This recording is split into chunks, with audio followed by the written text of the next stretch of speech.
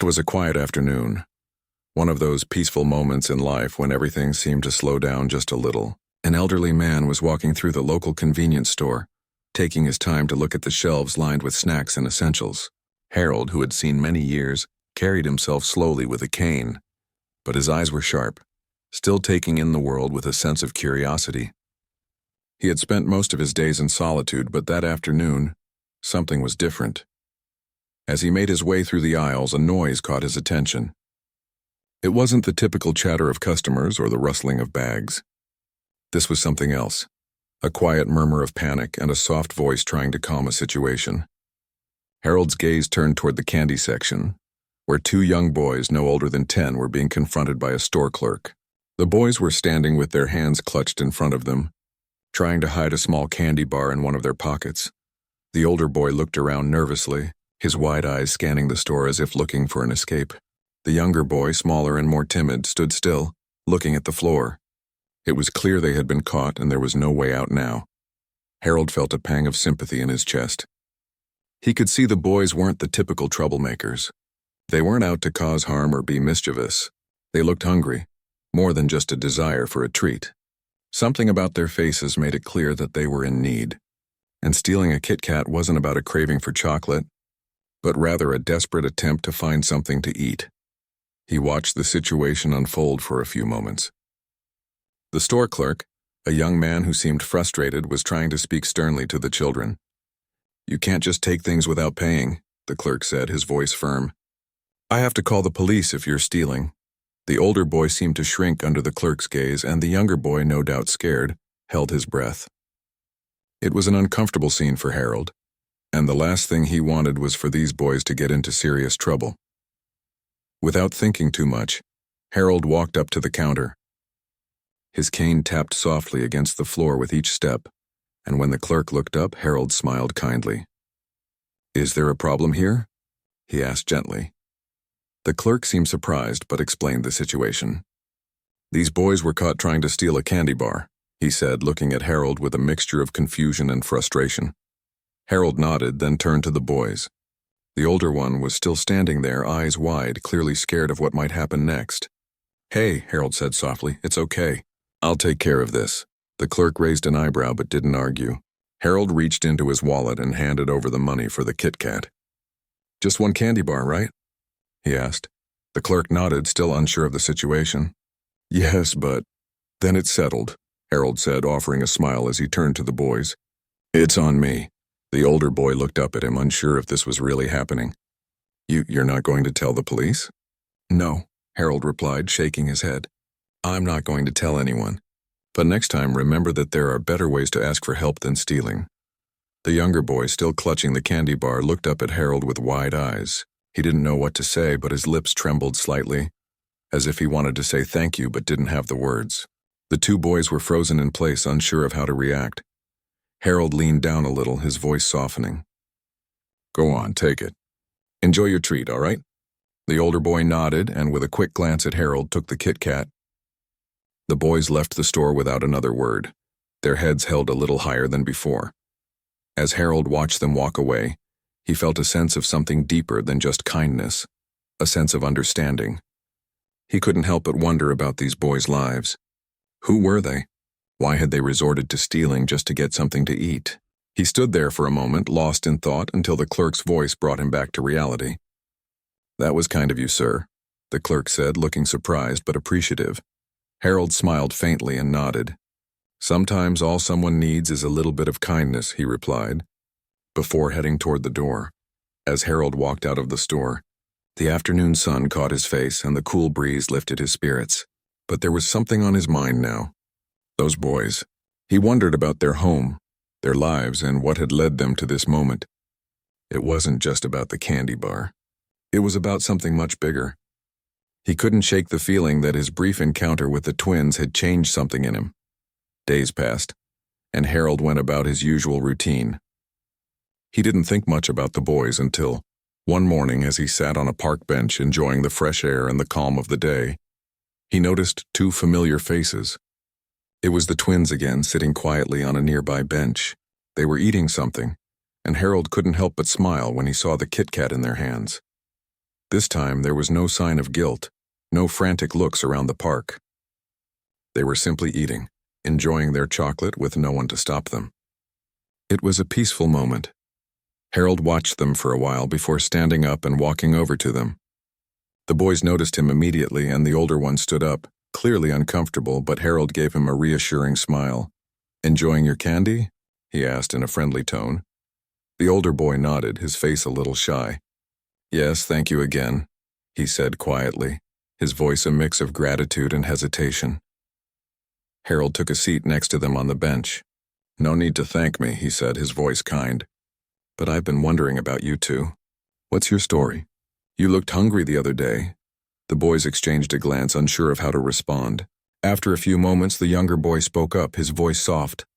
"We don't have a lot of food at home," he admitted. "Our mom, she's been having a hard time. She lost her job and we don't have much money." Harold's heart went out to them. "I see," he said, nodding slowly. "You don't have to be ashamed of that. Life can be tough sometimes." The older boy looked down, his voice barely above a whisper. "We didn't mean to steal. We were just so hungry." Harold felt a deep sense of compassion for the boys. He could see how much they were struggling, how much they needed help. And it wasn't just about food. There was a deeper need, a need for someone to care, for someone to show them that they were worth something. "Listen," Harold said softly. "If you ever need anything, don't hesitate to ask. I'm here to help. You don't have to go through this alone." The boys looked at him, their eyes wide. They didn't know how to respond, but the gratitude in their faces was enough.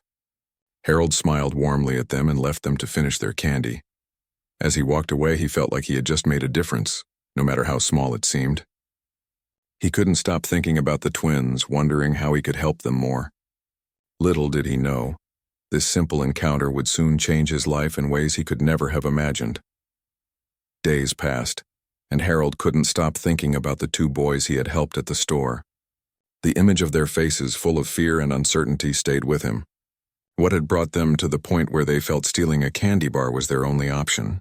As the days turned into weeks, Harold's thoughts about the twins continued to linger. He had made a decision to help them that day, but he felt as though there was more he could do. One morning, while Harold was sitting on his usual park bench, he spotted the twins again.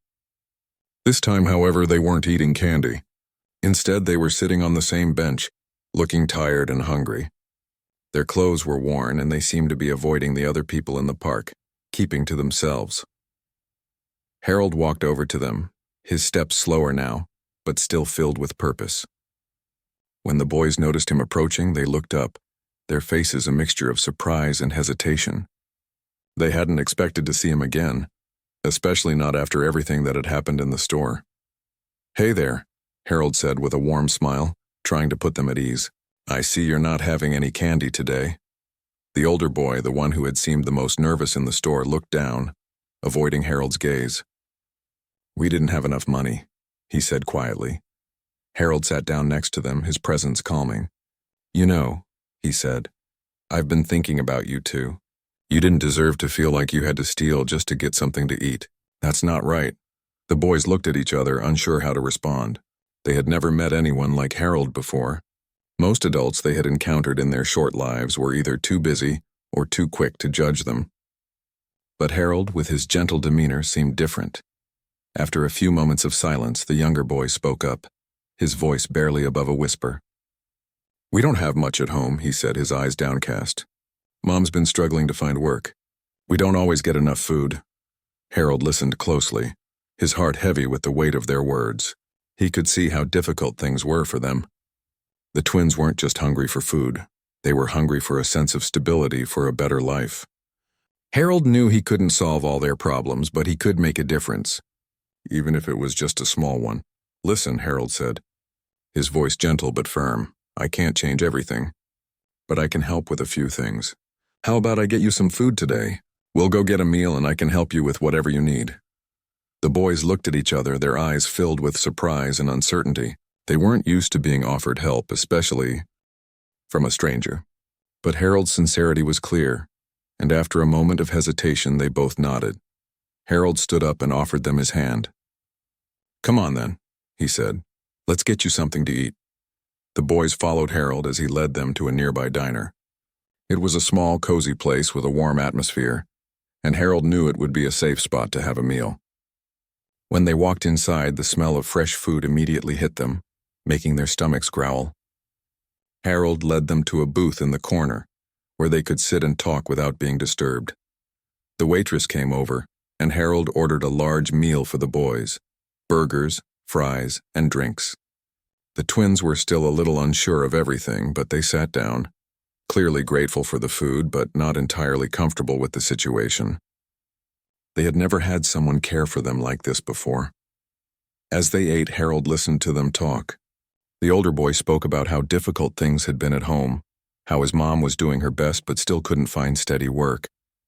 The younger boy, who had been quieter at first, eventually opened up as well, sharing how he often went to bed hungry and how they had to skip meals sometimes just to get by.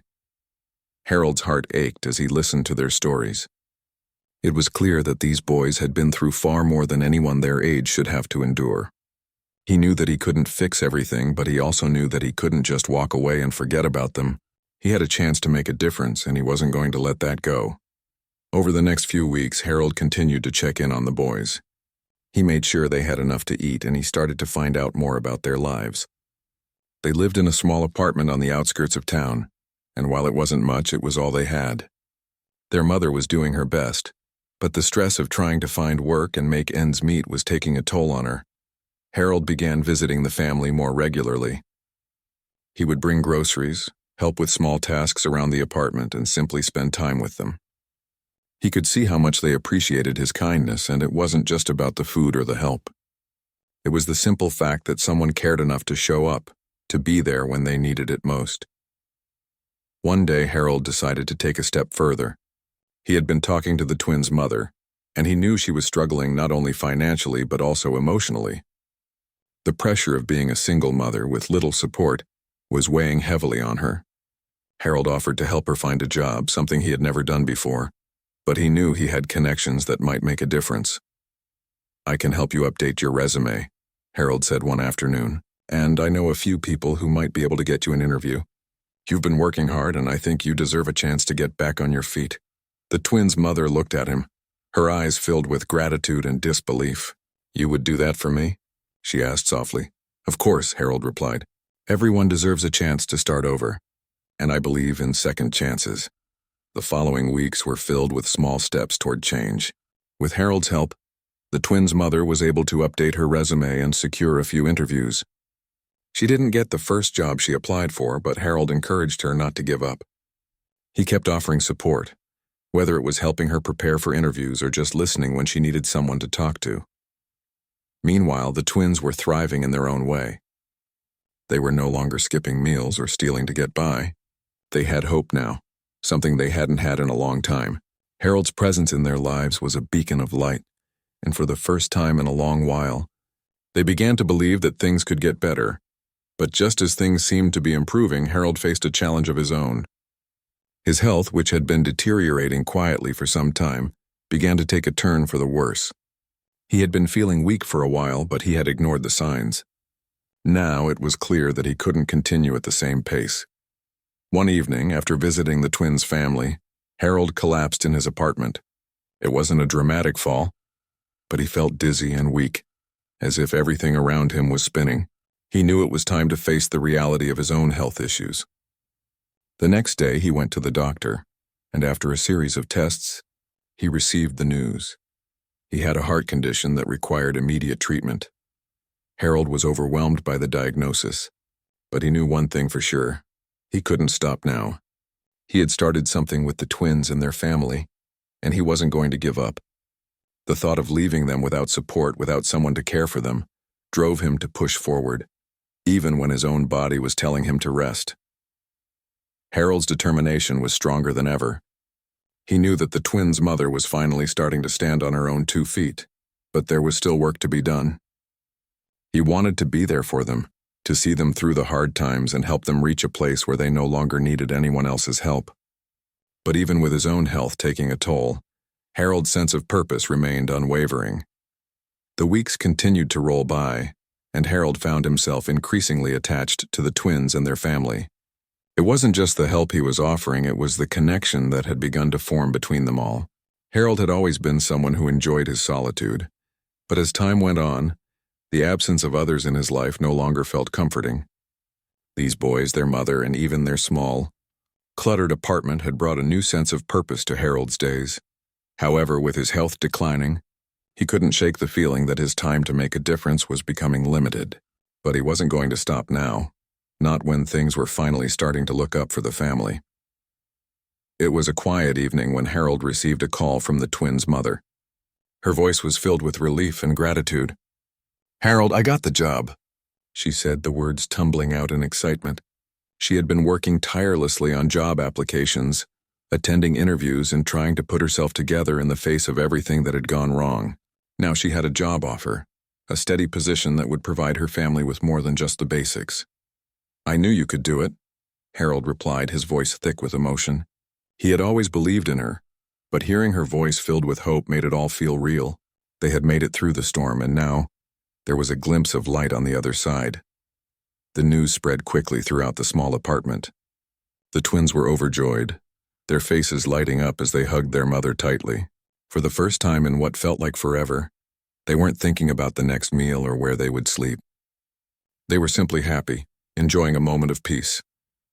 Harold, however, couldn't let himself relax. He still had his own health struggles to face, and as much as he wanted to celebrate the family's success, he knew that he couldn't keep pushing himself indefinitely. He had to focus on taking care of himself as well. But that night, as Harold lay in bed, he couldn't help but smile. He had helped these boys and their mother when they needed it most. They had come so far in such a short time, and Harold couldn't help but feel like he had played a small part in their journey. The next few days passed with a sense of quiet triumph. The twins' mother started her new job, and the boys were excited to see her head off to work every morning. Harold continued to visit, offering small acts of kindness like grocery shopping or making sure they had everything they needed. He even helped the boys with their homework when they asked for his assistance, offering guidance in the way a grandfather might. But something in Harold's chest wasn't right. He had been feeling more tired than usual, and the occasional dizziness he had been ignoring was becoming harder to brush off. He couldn't pretend any longer. The next time he visited the twins, he knew he had to face the truth. The boys greeted him eagerly, their smiles wide as they ran to open the door. Their mother was at work and the apartment was quiet. Harold sat down in his usual chair, watching the boys as they played a game of cards. "How's school going?" Harold asked, smiling at the younger boy who had been the most quiet in their earlier conversations. "Good," the boy replied shyly, his eyes lighting up at the attention. "I got an A on my math test." Harold's heart swelled with pride for the boy. It wasn't just the grade that mattered. It was the fact that he was starting to believe in himself. That was something Harold hadn't realized he had done. He had helped give these boys the courage to believe they could do better, be better. "That's amazing," Harold said, his voice warm with praise. "Keep up the good work." But as the conversation continued, Harold felt a wave of dizziness wash over him. His vision blurred for a moment, and he gripped the arm of his chair to steady himself. The younger boy noticed immediately, his eyes growing wide with concern. "Are you okay, Mr. Harold?" he asked, his voice small and worried. Harold smiled, trying to hide the discomfort. "I'm just a little tired," he said. "Don't worry about me. I'll be fine." But the truth was, Harold wasn't fine. He knew deep down that he had been ignoring his body for far too long. The exhaustion had become more than just physical fatigue. It was a sign that something was seriously wrong. Later that evening, after the twins had gone to bed, Harold decided it was time. He needed to face reality. He called a cab and made his way to the hospital. The doctor's visit confirmed his worst fears. Harold's heart condition was worsening. The doctor explained that the situation was serious and he needed to start treatment immediately. He wasn't surprised by the diagnosis, but hearing the words aloud made it all feel so real. Harold's time was limited, but he wasn't ready to give up. Not yet. With his diagnosis in mind, Harold knew he had to make arrangements. He needed to ensure that the twins and their mother would be okay after he was gone. His thoughts immediately turned to them. He had grown attached to the family, and he wanted to make sure they were taken care of, that they had a chance at a better future, even if he couldn't be there to see it. In the days that followed, Harold made the difficult decision to speak to the twins' mother about what he had learned. He didn't want her to worry, but he knew she needed to know. He couldn't keep this from her. He visited the apartment one last time before going in for the treatment. The twins' mother greeted him with a bright smile, and the boys were excited to see him as always. "Harold, I've got great news," the mother exclaimed, her face glowing with pride. "They offered me a full-time position, and they said I can start working from home some days." Harold's heart swelled for her. She was doing it, she was making it. He was so proud, so happy for her. But he knew he couldn't keep putting off the conversation. "I'm so happy for you," Harold said, his voice thick with emotion. "But there's something I need to tell you." The twins' mother sat down next to him, her smile slowly fading as she sensed the seriousness in his tone. "I've been to the doctor," Harold continued, his voice quieter now. "I've got a heart condition and it's getting worse. I've started treatment, but I don't know how much longer I have." The twins' mother stared at him, her face filled with concern and confusion. "No, Harold. No, you can't be serious," Harold nodded, his heart heavy. "I'm sorry. I didn't want to tell you this, but I've been ignoring it for too long. I want to make sure you and the boys are taken care of, even if I'm not around." Tears welled up in her eyes as she reached for his hand. "You've already done so much for us. We'll be okay. We can handle it. Please, you don't have to worry." Harold smiled weakly, squeezing her hand. "I know you will. You're stronger than you think. I've seen that in you." The conversation ended with silence between them. Harold didn't want to leave, but he knew he had to. There were still things he needed to do. He had to make sure they were okay, make sure they didn't feel alone when the time came for him to go. Harold had always known his time was limited, but he hadn't imagined that it would come so quickly. The doctor's warning had been serious, but he was determined to keep moving forward, to continue helping the family that had become so important to him. Yet, with each passing day, his energy began to wane. He could feel the weight of the world on his shoulders. But the thought of leaving the twins and their mother without his guidance pushed him to keep going. He knew he had to make things right before his time ran out. He couldn't leave the family without knowing they were going to be okay. They had come so far, and he wasn't going to let them fall back into the same struggles they had faced before he arrived in their lives. One morning, as Harold sat in his small apartment, he received a phone call that made his heart skip a beat. The boy's mother was on the other end, and her voice was strained, filled with emotion. "Harold, I don't know what to do. There's been an accident. The boys, they were playing outside and one of them got hurt. It's bad, Harold, really bad." The words hit him like a punch to the chest. He didn't hesitate. Without thinking, Harold grabbed his coat and rushed out the door. His heart raced in his chest, every step heavy with worry. He didn't know the extent of the injury, but he knew he had to be there. When he arrived at the hospital, he found the twins' mother sitting in the waiting area, her face pale and drawn with fear. Her eyes were bloodshot from crying, and Harold's heart sank as he approached her. "Where are they? What happened?" he asked urgently, trying to keep his voice steady. The woman's voice cracked as she spoke. "It's the older one. He was running and tripped. He hit his head hard. They've taken him into surgery, but they're not sure what's going to happen. I'm so scared, Harold. I don't know what to do." Harold placed a hand on her shoulder, offering what little comfort he could. "He's strong. He's going to make it through this," he said, though his own voice trembled with uncertainty. The hours dragged on, each moment feeling like an eternity. Harold stayed by her side, offering reassurance and support.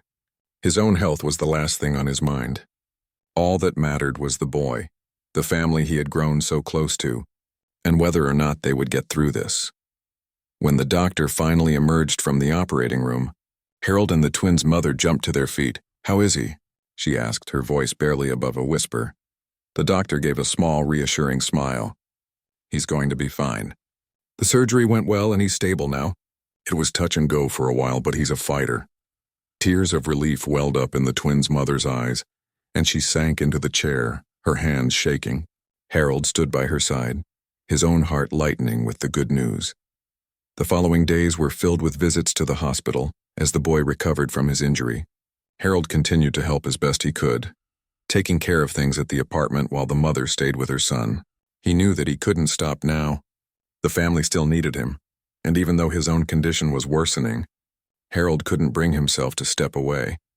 It was during one of his visits to the hospital that Harold finally realized just how much the family had come to mean to him. As he sat by the boy's bedside, watching him sleep peacefully, Harold thought about the journey they had all been on together. He had helped them when they were at their lowest, and now, they were slowly but surely starting to find their way. The boys were learning to trust, and the mother had found stability in her job. But as much as Harold wanted to see them flourish, he knew that his own time was running out. He had started to make arrangements. He knew that he had to ensure the boys had someone who would look out for them when he was gone. Harold had made it his mission to help this family, but now he had to ensure that they wouldn't be left with nothing once he was no longer able to be there.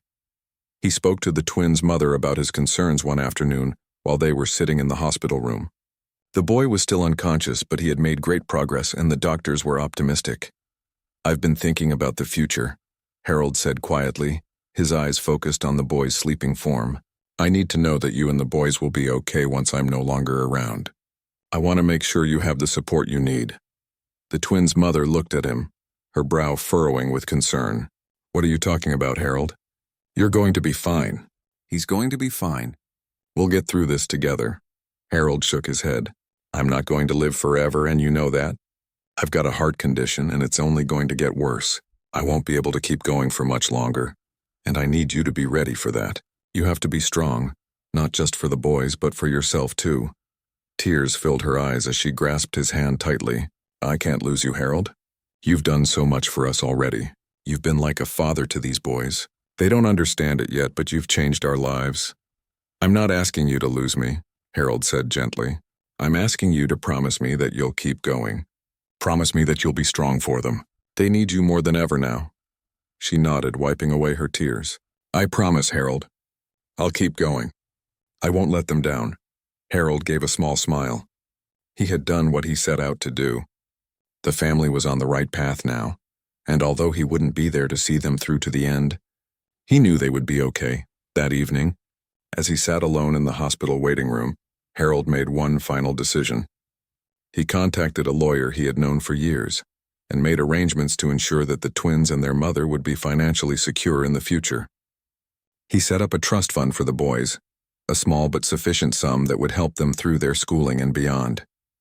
It wasn't much, but it was enough to give them a chance at a better life.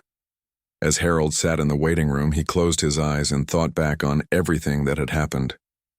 He had given so much of himself to this family, and in return, they had given him something he hadn't even known he needed. A sense of purpose. A reason to keep going. He was tired, and his body was no longer cooperating. But as he thought about the twins and their mother, he found peace. He knew that even if he didn't make it much longer, he had done something important. He had made a difference. The boy woke up the next morning, his eyes blurry but filled with recognition. The twins' mother was there by his side, her hand resting on his. Harold sat at the foot of the bed, smiling as the boy slowly sat up. "How are you feeling?" Harold asked softly. The boy smiled weakly. "I feel better now. Thanks for everything, Harold." Harold's smile deepened. "You're going to be fine, kid. Just keep going, okay?" "I will," the boy promised. And with that, Harold felt his purpose fulfilled. He had helped them make it through the hardest times. Now it was their turn to continue the journey, and he was content knowing that he had played his part. Days passed, and Harold's health continued to deteriorate. Despite the trust he had established with the family and the care he had shown them, he knew deep down that his time was limited. He could feel the weight of the days pressing on him, but he wasn't ready to give up. Not when he knew the boys were still so young, and their future still uncertain. He had made arrangements for their financial future, but there were still other things that needed his attention. He wasn't ready to let go just yet. As the boy recovered, Harold felt a sense of calm wash over him. The family was starting to heal, and the mother had begun to settle into her new routine. Harold continued to visit them as often as he could, offering what help he could even though his own body was beginning to fail him. He would help the twins with their homework, run errands for their mother, and simply sit with them, offering a sense of stability that they desperately needed. But there was one thing Harold couldn't shake: the growing fear that he wouldn't be there for much longer.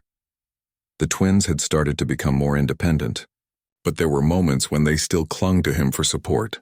They looked up to him in ways that Harold hadn't expected, And in return, he did his best to offer them wisdom and comfort, even if it was just in the form of a kind word or a quiet moment shared together. One afternoon, as Harold sat in his favorite chair at the apartment, the younger twin came to him with a problem. He had been struggling with his math homework, and despite his best efforts, he couldn't seem to understand the concepts. The older twin was busy playing a game in the corner, but the younger one needed help. Harold smiled as the boy sat down next to him, his eyes filled with determination despite his frustration. "Mr. Harold," the boy said quietly, "can you help me? I just don't get it." Harold chuckled softly, his hands resting on his lap. "Of course I can. What's the problem?" The boy slid his notebook over to Harold and pointed to a series of math problems. Harold leaned over, examining the problems, and then began explaining them in the simplest way possible, breaking down the steps in a way the boy could easily understand. As Harold explained the concepts, the boy's face slowly transformed from one of confusion to one of understanding. When the boy finally solved a problem on his own, Harold felt a sense of pride swell within him. "You did it," Harold exclaimed, his voice full of praise. "You just needed someone to help you see it, didn't you?" The boy nodded, his face lighting up. "Yeah, thanks, Mr. Harold." Harold smiled back, feeling a warmth in his chest. It wasn't just the math problem that had been solved. The boy had gained something far more valuable: confidence. And Harold knew that in time, the twins would be able to face their challenges with the same strength and perseverance. Later that evening, as Harold sat in the quiet apartment, he reflected on the journey he had taken with this family.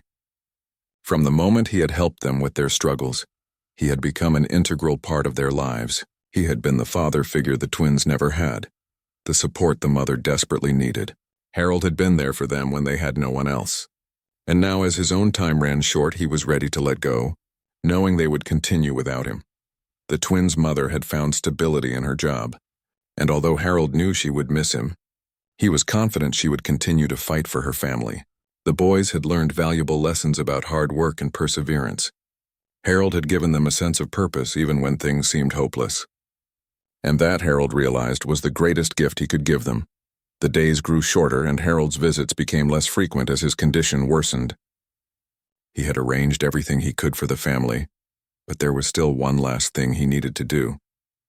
He called the boys and their mother to his apartment, knowing that this would be the final time they would all be together.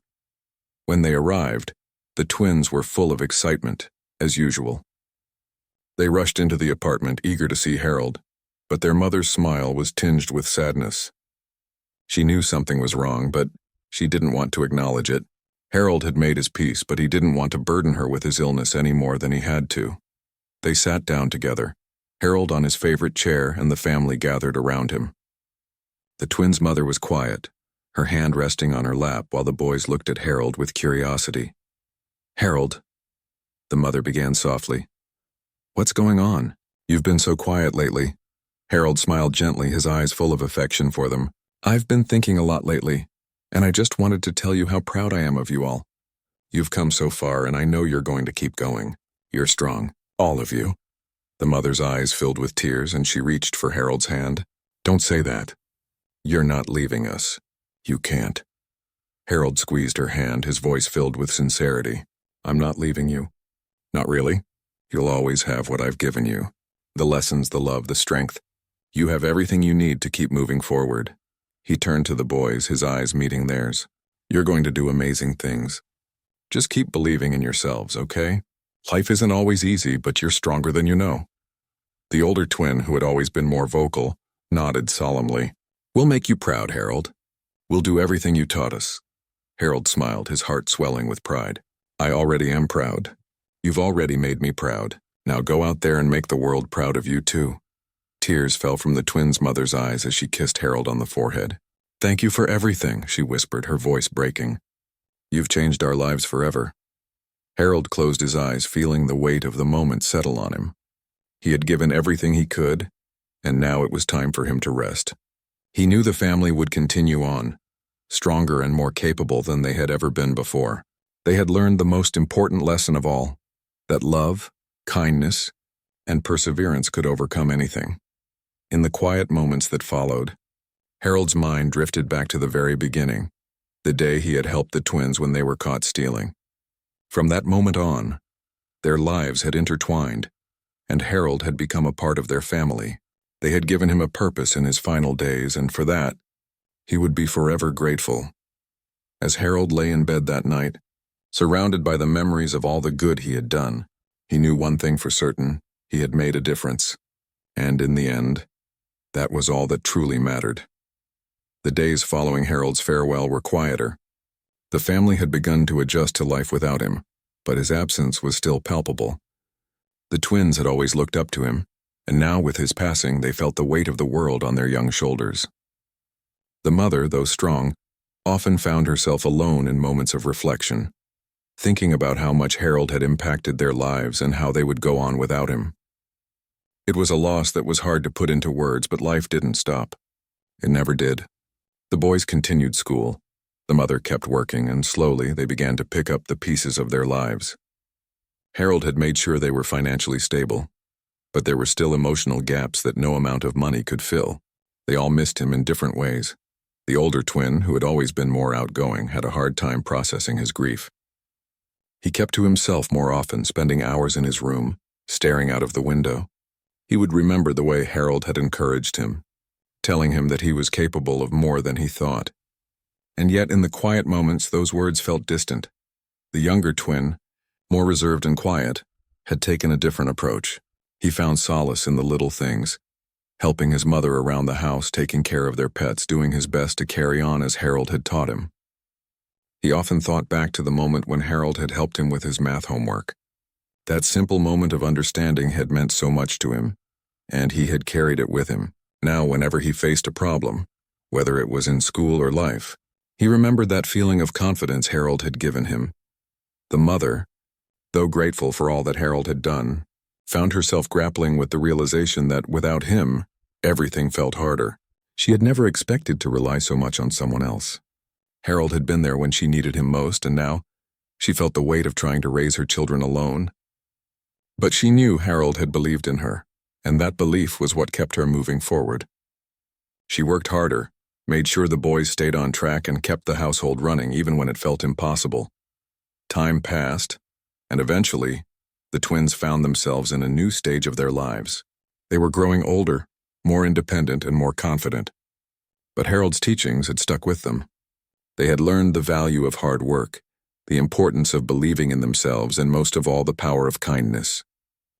One afternoon, as the older twin walked home from school, he passed by a store and saw something that caught his eye, a small keychain that reminded him of Harold. It was simple, nothing fancy, but something about it made him pause. He remembered how Harold had always carried a small trinket with him, something that reminded him of his past. The keychain, though simple, was a reminder that the little things in life were often the most important. It was a small act of remembrance, but it meant the world to him. At home, the younger twin was sitting at the kitchen table doing his homework. He had always been a little more shy than his brother, but in many ways he had grown to be the steady one, the one who held things together. His mind wandered back to Harold's lessons. Even now, when he faced challenges in his schoolwork, he would ask himself, what would Harold say? It was a simple question, but it often helped him find the right answer. It gave him strength, and it made him feel like Harold was still there. The mother, too, had started to notice changes in the boys. They had become more resilient, more focused. She no longer felt the weight of the world on her shoulders as she once had. Harold's memory had given them a strength that they didn't even know they had. But as much as she had come to terms with his passing, there were still moments when she wished she could hear his voice, his words of encouragement. She would sit at the kitchen table, looking at old photographs of him, and remember the way he had made everything seem possible. Life, of course, continued to move forward. The twins finished school and eventually found their own paths in life. The younger twin, who had always been more interested in animals, went on to study biology, eventually pursuing a career in environmental conservation.